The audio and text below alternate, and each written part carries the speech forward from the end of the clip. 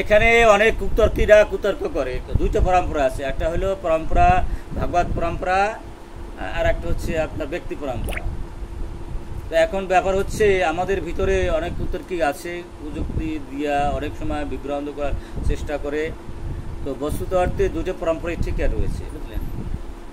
যারা অনেক সময় অনেক শিষ্য থাকেন যারা ডাইরেক্ট কানে মন্ত্র দেন না বা কোনো মন্ত্র দিয়ে দেন না, কিন্তু তারপরে তারা শিষ্য হতে পারে। এটার নাম ভাগবত পরম্পরা এবং সেটার এটা দেওয়া আছে। আর একটা হচ্ছে আপনার ব্যক্তি পরম্পরা, যেমন আমার গুরুদেব শ্রীল জয়পতার স্বামী মহারাজ, তার গুরুদেব হচ্ছেন শ্রীল প্রভুপদ, এমনি করে করে তার গুরুদেব হচ্ছে ভক্তি সিদ্ধান্ত সরস্বতী ঠাকুর।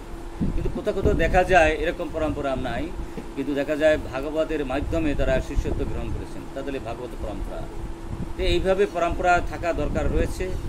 এইভাবে পরম্পরা থাকলে আমরা কিন্তু যথার্থবার্থে শিষ্য হওয়ার যোগ্যতা রাখবো, শিষ্য হতে পারবো। আর তাছাড়া ভাগবত বলছে গুরুনা শতার শশাত নামসায় সময় মৃত্যু, যে গুরুদেব শিষ্যকে কঠোরভাবে 4টা নিয়ম পালন করাবে না, সেই গুরু যথার্থ গুরুত্ব না। দুতম পানাম স্পৃশন যত্র অধর্ম চতুর্বিধম।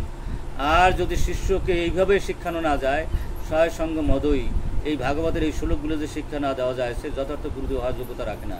সয় মানে অহংকারী, সঙ্গ বলে অসৎসঙ্গ, আর মদই বলে অহংকার। এই যদি গুরুদেব কৃপা করে সেই অহংকার থেকে শিশুকে মুক্ত না করতে পারে, তাহলে কিন্তু সে যথার্থ গুরুদেব হওয়ার যোগ্যতা রাখে না এবং পরম্পরা বিচ্ছিন্ন বলে মনে করা হবে।